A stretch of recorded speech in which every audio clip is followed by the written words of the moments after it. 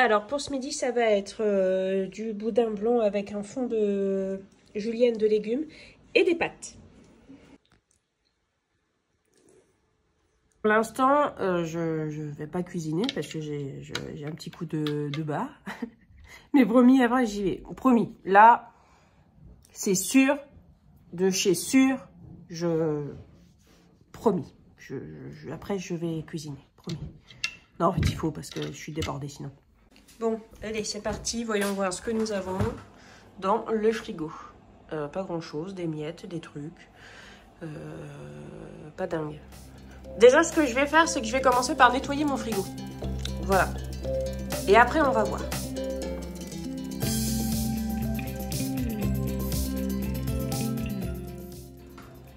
Et voilà, c'est rangé. Alors, ici, on a la levure sèche, la mayo, le restant de ce midi, donc macaroni, julienne de légumes et boudin blanc. C'était vraiment très bon, je me suis régalée, moi, ce midi. Ici, on a les fromages, donc il y a un peu de d'emmental râpé, du parmesan, du fromage à burger. Ici, on a 5 tranches de saucisson à tout casser, les confitures, un tréfond de crème fraîche, des compotes, petits suisses et yaourt à boire. Ici, on a des wraps. Ici, on a un lot de 3 pâtes feuilletées et une pâte brisée. Alors, avec la pâte brisée, je vais faire une quiche aux oignons parce que ça, avec mon mari, on adore. Et avec une ou deux pâtes feuilletées, je vais faire des petits chaussons à la compote de pommes. Tac, ici, on a une fondue qu'on va bientôt faire parce qu'il va être temps quand même. Après, de toute façon, après, ce sera plus le temps, on va dire, même s'il n'y a pas de saison pour manger du fromage, mais voilà. Ici, on a des feuilles de philo, il faut qu'on occupe aussi. Ici, on a des œufs que Intermarché m'a envoyés dans leur panier anti-inflation. Mais moi, j'ai des poules et en ce moment, j'ai vraiment un taquet d'œufs. J'en ai filé un peu à tout le monde, mais j'en ai encore. Ici, on a du beurre, tout ce qui est les condiments, tac. Ici, tout ce qui est les sauces, voilà. Donc là, je vais préparer à manger. J'ai déjà sorti ce qu'il va me falloir pour faire les petits chaussons et la quiche aux oignons. Donc, pour faire la quiche aux oignons, je vais prendre les 4 œufs qu'il y a ici qui sont au frigo. Donc ça, c'est pas les œufs de mes poules, donc je vais les utiliser ça. La pâte brisée, oui. Le restant de crème fraîche. Je mettrai un peu de parmesan. Donc ça, c'est du parmesan qui vient de chez le fromager. Et ici, on a un fond d'emmental. Voilà. Donc, je vais pas tout mettre. Je vais essayer de pas tout mettre parce que j'aimerais bien en garder un peu si jamais je fais des pâtes comme ça vite fait pour mettre dessus. Ça fait un peu moins pitié, je trouve. Mais comme j'ai des tranches de fromage à burger, vous voyez bien, ben, je les mettrai peut-être sur la quiche. Donc, je vais aller chercher des oignons. Et donc, pour faire les chaussons, je vais prendre 3 pâtes. Je vais prendre 2 pâtes et la dernière pâte, je vais la garder pour faire une tarte aux pommes puisqu'il me reste quelques pommes. Et donc ici, ici, on a des compotes, puisque l'autre compote que j'avais dans le frigo, là, qui était maison, elle est trop vieille, elle est plus bonne. On va pas se rendre malade non plus. Voilà, compote de pommes. Mais j'ai du coulis de framboise dans mon garage. Ça, je sais que j'en ai, que j'avais commandé sur le Club Leader Price. Et je me demande si je ne vais pas faire un mélange compote de pommes, coulis de framboise, parce que coulis de framboise, je pense que ça va être très écœurant. Mais si je mélange avec de la compote de pommes, ça peut être vachement bon. Donc, je vais déjà faire un test. Je vais ouvrir un pot. Je vais mélanger un peu de coulis de framboise. On va voir ce que ça donne. Et si ça donne bien, je ferai des chaussons pommes framboise. Et ce sera vraiment cool. Donc là, je vais chercher du coup le coulis de framboise. Donc, c'est ça. Je vais mélanger là. J'ai déjà pris une cuillère pour qu'il y ait de la place. Donc, c'est ça. Mélanger. Je vais mettre dedans. Bon, allez, on fait le crash test en direct. Je pense qu'on va mettre une proportion d'un quart. Ça peut être pas mal. Ça risque d'être trop liquide sinon. Bah, peut-être essayer... Oh, j'en ai peut-être mis un peu beaucoup. Il y a un truc, mais le mélange, enfin, la proportion n'est pas bonne. Alors là, j'en ai remis beaucoup. On va voir. Ok, donc là, je pense qu'on est sur une proportion 50-50 et c'est vraiment super bon. Donc, c'est ce que je vais faire. Par contre, je suis en train de me dire que je n'ai plus le découpe chaussons aux pommes, puisque quand nous avions la boulangerie, on avait un découpe à chaussons aux pommes, donc un emporte-pièce, mais en forme d'ovale, vous voyez bien. Et comme ça, tu replies la pâte et ça te fait ton chausson aux pommes de la taille que vous connaissez tous. Mais on ne l'a plus. Je crois qu'on l'a revendu sur une brocante. Bref, je vais chercher si on n'a pas un truc comme ça pour faire quand même des grands chaussons, que je fasse pas des trucs minuscules. Sinon, c'est tout, je les couperai à la main et puis voilà. Donc, c'est parti, je vais faire mon mélange et puis c'est parti. Je vais mettre le four en route aussi. Ok, donc effectivement, j'avais plus, je n'ai plus le découpe chausson, enfin l'emporte-pièce spécial chausson. Mais j'ai ça, c'est un emporte-pièce mat fer qui est de un diamètre de 15. Donc ça, c'est ce qu'on avait à la boulangerie avant, hein. Et en fait, bah ça sera bien. C'est mieux de faire un chausson aux pommes avec un ovale, mais là, j'ai un truc rond, donc je pense que je tirerai un peu pour avoir un ovale. Et puis voilà. De toute façon, après, comme je vais faire avec de la pâte feuilletée comme ça, industrielle, ça va pas donner un résultat de dingue, mais ça sera bien quand même. Voilà, donc j'ai pu faire 4 chaussons à la compote. Ici, c'est la pâte qu'il reste, mais je vais pas jeter ça, hein. Je vais la cuisiner autrement. Par exemple avec de la pâte à tartiner ou quoi. Enfin, je vais faire une tresse, je vais faire un truc cool. Donc voilà, j'ai fait comme ça, j'ai mis sur la moitié, pas trop de compote, sinon ça va déborder, ça va pas le faire. Déjà là, je me demande si j'en ai pas mis un peu de trop. Et j'ai mis de l'eau autour. Comme ça, quand je vais replier, ça va bien se souder. Donc je vais replier en appuyant uniquement sur les bords. J'appuie pas au milieu, bien sûr. Et voilà, alors j'ai plié les petits chaussons. J'ai fait un mélange avec un œuf battu et un petit peu d'eau. Et je vais badigeonner sur le dessus. Voilà. J'ai mis un petit peu d'eau comme ça, en fait, parce que c'est pour éviter que ça dore trop. Vous voyez, que ça brunisse trop au four. Voilà, je fais un mélange. Et voilà. Mince, alors j'ai oublié de vous montrer, avec le dos d'un couteau à pointe, j'ai fait des petits traits dessus. Voilà, je sais pas trop ce que ça va donner, hein. C'est du feuilletage industriel, mais voilà. Donc ça va au four pendant, je sais pas trop, on va dire déjà 20 minutes, mais à mon avis plus. Les oignons sont coupés, émincés, donc j'ai fait avec ma mandoline, et je les fais revenir, je les fais dorer un petit peu. Dans mon instant de pote, mais vous faites soit à la casserole, soit à la poêle, soit si vous voulez. Donc là, pour l'instant, je laisse un petit peu fondre. J'arrive pas à avoir un bon rendu. Voilà. Et ensuite, je mettrai un petit peu de vinaigre balsamique dedans pour faire un peu caraméliser. Et puis voilà. Ensuite, je mettrai dans la quiche. D'ailleurs, je vais préparer l'appareil. Je vais commencer à préparer l'appareil pour la quiche. Donc, il me reste ça d'œufs, de dorure, mais du coup, je pense que je vais m'occuper de faire avec le reste de pâte feuilletée pour pouvoir dorer. Et comme ça, le reste, là, je le mettrai dans l'appareil à quiche. Donc, c'est mieux que je commence par savoir ce que je vais faire de ça. Bon, je n'ai plus de vinaigre balsamique, mais j'ai de la vergeoise, ce qui n'est absolument pas la même chose. Mais on va quand même retrouver le petit côté sucré qui va caraméliser. Donc, bah voilà, hein, vous faites avec ce que vous avez, les amis, comme d'habitude, hein. Bon, par contre, n'allez pas mettre, je sais pas, 1 kg de sel dedans. Hein, remplacer intelligemment un ingrédient par un autre. Mais voilà, hein, on fait avec ce qu'on a, les amis. Alors, les petits chaussons, ben, je suis assez surprise parce que je ne pensais pas que ça serait aussi beau que ça. Donc, je suis contente. Et ici, on a le restant de pâte feuilletée.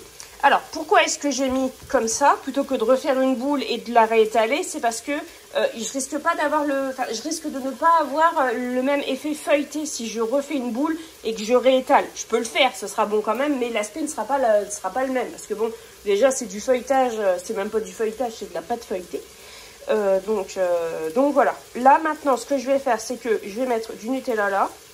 Enfin, je dis du Nutella, mais moi c'est pas du Nutella que j'achète, c'est de la pâte à Milka. Et je vais mettre comme ça, puis je vais faire une torsade. Enfin, je vais voir ce que je vais faire. Voilà. Hop, voilà. Donc là, ce que je vais faire, c'est que je vais badigeonner de la pâte à tartiner sur la pâte. Voilà. Bon, j'avoue, c'est vraiment pas une cuisine que j'ai l'habitude de faire. Enfin, je crois même que j'ai jamais fait ça. Mais c'est des trucs qu'on voit souvent passer sur les réseaux sociaux. Vous voyez bien les recettes qui disent simplissime. Mais en fait, c'est blindé de sucre, blindé de gras et blindé de tout ça. Mais là, pour une fois, ça peut être pas mal. Ça va être bien bon. Ce que je vais faire, c'est qu'après, je vais la plier en deux comme ça. Et je vais en faire des lamelles et puis je vais les torsader pour que ça fasse des genres de torsades. Vu qu'on n'est plus à ça près, je vais ajouter des pépites de chocolat. Hop. Voilà. Je vais replier ça en deux. Tac. C'est pas grave si c'est pas uniforme. C'est vraiment pas grave. On va essayer de bien refermer quand même. Hop. Oui, c'est pas très joli esthétiquement, mais bon, vous voyez bien, ça vous est tous déjà arrivé d'avoir un truc du genre à la maison. Hop, un petit coup de dorure dessus. Tac, tac, tac. Et comment? Et je vais tresser, je vais torsader quoi. On verra bien ce que ça va donner. Voilà, c'est prêt. Oui, j'ai ajouté du sucre, oui. Hop, je mets ça au four maintenant. Hop, donc pendant, je sais pas, déjà 10 minutes. Hop. Les petits chaussons sont prêts. Donc, vous voyez, ça a débordé un peu, il nous tire la langue. Voilà, ils ont cuit une vingtaine de minutes. Je vais préparer l'appareil pour la quiche aux oignons. Donc, du coup, il reste ça de dorure. C'est un œuf avec un petit peu d'eau. Je vais le mettre dedans, ça pose pas de souci. Hein. Donc, ici, on a 4 œufs. Ils vont aller là-dedans. Ici, on a un tout petit peu de crème. Je vais la mettre dedans. J'ai du lait entier au frigo à finir aussi. Je vais mettre dedans. Je mettrai du fromage un petit peu sur le dessus. Je mettrai du parmesan aussi, du sel, du poivre, de la muscade. Les oignons qui sont ici. Et voilà, donc ça sera vraiment une quiche avec ceux qu'on a. Nous, c'est vrai qu'on a de la chance. Bon, là, ce sont des œufs qui viennent de chez Inter. Mais sinon, là, vous voyez, on a des œufs du jardin. Il y en a là aussi. J'en ai aussi derrière. Donc voilà, on a pas mal d'œufs en ce moment, ce qui fait que, bah, voilà. Au pire, on a des œufs, quoi. Et quand on a des œufs et de la farine, on peut déjà faire pas mal de choses. Donc voilà, c'est parti. Paraît qu'il nous faut de la pluie. Alors d'accord, mais peut-être pas autant de vent. Ah là là, ah bah, il faut ce qu'il faut. Hein. Attendez, je vais vous montrer là. Hop, tac. Là, j'ai déjà ça dans mon pluviomètre et je l'ai vidé. Je l'ai vidé comme ça.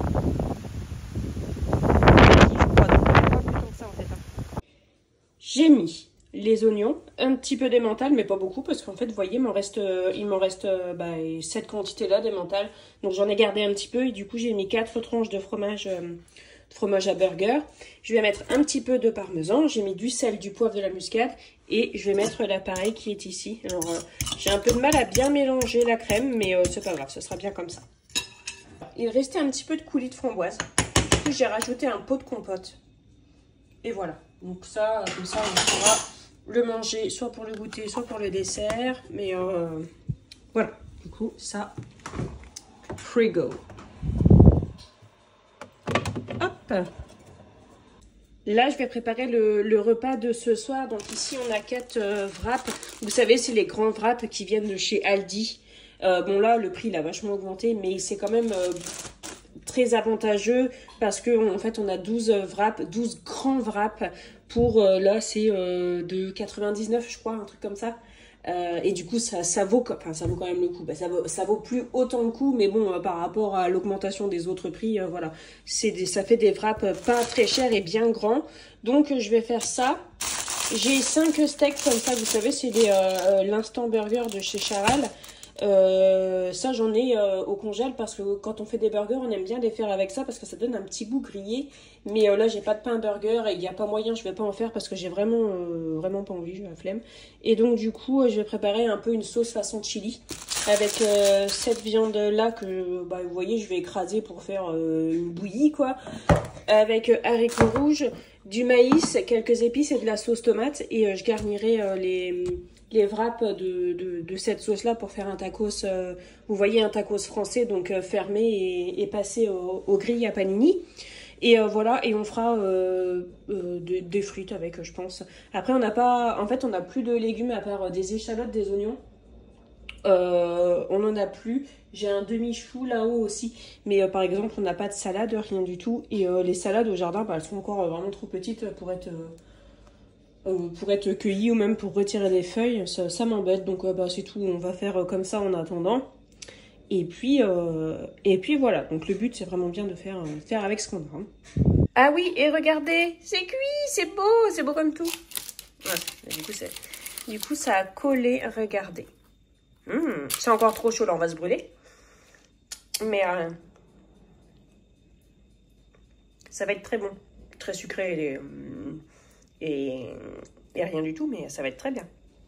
La tomate que je vais utiliser pour dans la préparation, c'est ça, c'est la pulpe de tomate Andé. Ça s'achète par lot de 3 à Leclerc. Et c'est vraiment très bien parce que ça fait pas purée de tomate, ça fait pas sauce tomate. Ça fait des petits morceaux de tomate et c'est pas mal, j'aime bien moi. Donc voilà ça, et puis je vais mettre haricots rouges et maïs.